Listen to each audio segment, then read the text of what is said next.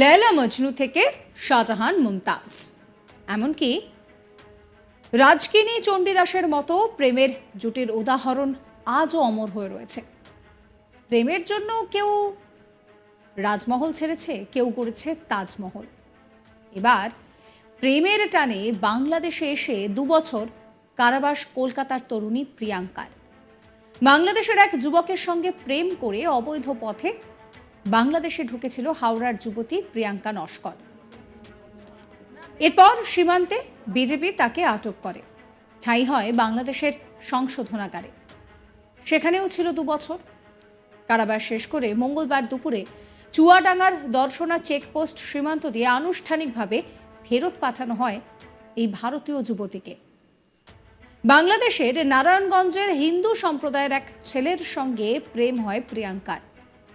ওই ছেলের পিসির বাড়ি হাওড়াতে, সেখান থেকেই পরিচয়, তারপর প্রেম।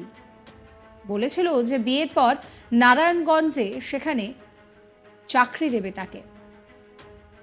এরপর ওই ছেলের সঙ্গে বিয়ে করার জন্য বাংলাদেশে আসে 2022 সালের 3রা অক্টোবর। বাংলাদেশের ঝিনাইদহের মহেশপুর সীমান্ত দিয়ে প্রিয়াঙ্কা দালালের মাধ্যমে সীমান্ত পার হতে গেলে বিজেপির হাতে ধরা পড়ে যায়। তাকে পুলিশের হাতে তুলে দেয় বাংলাদেশ সীমান্তরক্ষী বিজিবি।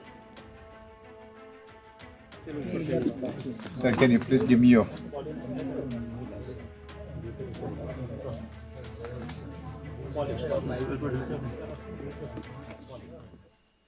আদালতে তোলা হলে অবৈধভাবে অনুপ্রবেশের দায়ে জন্য তাকে 2 বছরের জেলের সাজা ঘোষণা করা হয়। এরপর কারাগারেই কেটেছে তার 2 বছর। মুক্তি পেয়ে দর্শনার সীমান্ত দিয়ে প্রিয়াঙ্কাকে বিএসএফ এর হাতে তুলে দেওয়া হয়। প্রেমের খেসারত দিতে গিয়ে প্রিয়াঙ্কা বললেন যে সে ভুল করেছেন। প্রেম করে বাংলাদেশে যে ছেলের কাছে আসতে গিয়ে ধরা পড়েছেন, কারাবাস হয়েছে, সে কিন্তু একবারও খোঁজ নেয়নি। অর্থাৎ যার জন্য এত কিছু, সে তাকে ভুলেই গেছে।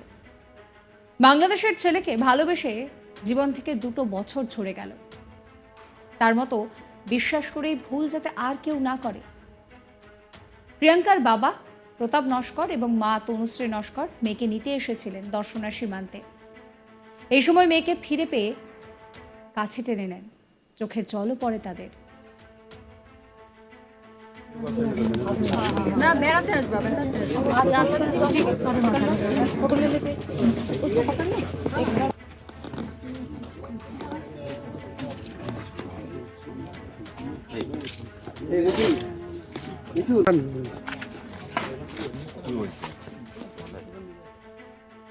প্রিয়াঙ্কার মা তনুশ্রী জানান যে 2 বছর মেয়েকে হারিয়ে অনেক কষ্টে ছিলেন।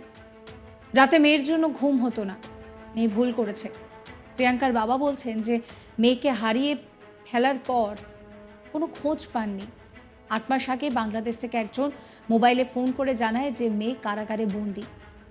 2 বছর বাংলাদেশের কারাগারে তার মেয়ে ছিল। আজ 2 দেশের সরকারের মাধ্যমে মেয়েকে ফিরে পেয়ে খুশি।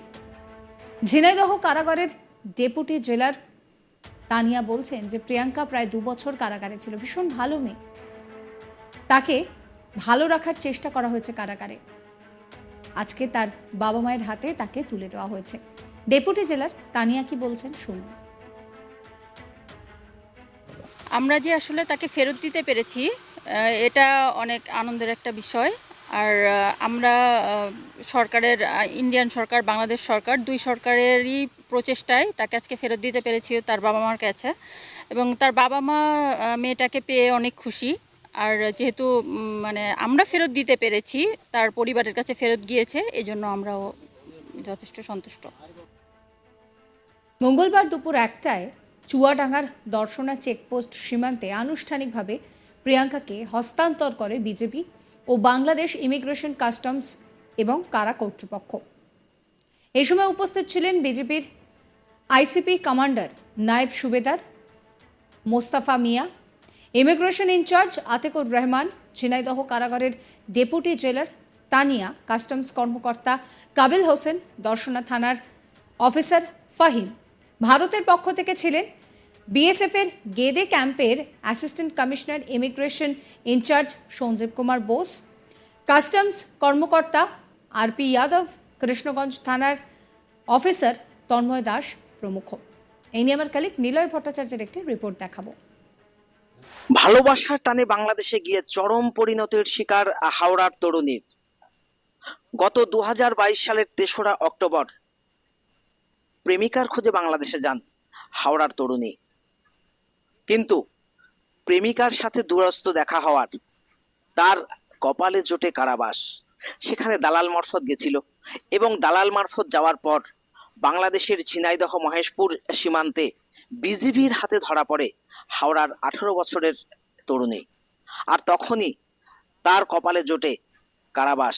কিন্তু 2 বছর কারাগারে থাকার পর একটিবারের জন্য খোঁজ নেয়নি যার ভালোবাসার টানে হাওড়া থেকে বাংলাদেশ পাড়ি দিয়েছিল সে। অর্থাৎ চরম পরিণতির শিকার এই হাওড়ার তরুণী। মহেশপুর সীমান্তে আটক হওয়ার পর তাকে বন্দী হতে হয় বাংলাদেশের কারাগারে। দীর্ঘ 2 বছর কারাগার কাটিয়ে তিনি পুনরায় ফিরে আসে ভারত ভূখণ্ডে, অর্থাৎ হাওড়ার মা বাবার কোলে। গত মঙ্গলবার নদিয়ার ভারত বাংলাদেশ সীমান্তবর্তী দর্শনায় বিজিবি এবং বিএসএফ এর তৎপরতাতে তার মা বাবার কাছে তুলে দেওয়া হয় তার কন্যাকে।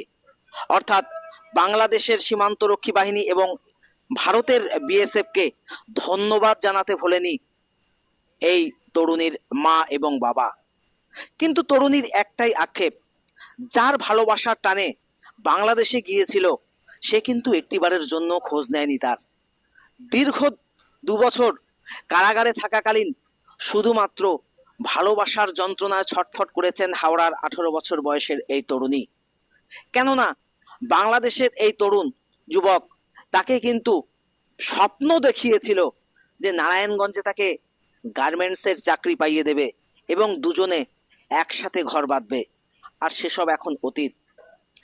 ভারত ভূখণ্ডে ফিরে মা বাবার কাছে এসে তরুণী একটা কথাই জানিয়েছে, ভবিষ্যতে কোনো ছেলেকে এভাবে যাতে কেউ ভালো না বাসে।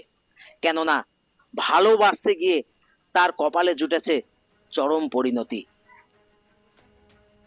অর্থাৎ এই মুহূর্তে দাঁড়িয়ে ভাবুন একবার, যার জন্য এত কিছু, সে কিন্তু কোনো রকম কোনো খোঁজ নিলেন না।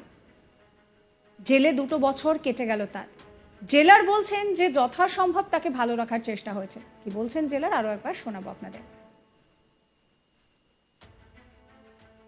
আমরা যে আসলে তাকে ফেরত দিতে পেরেছি, এটা অনেক আনন্দের একটা বিষয়। আর আমরা সাবস্ক্রাইব করবেন চ্যানেলটিকে।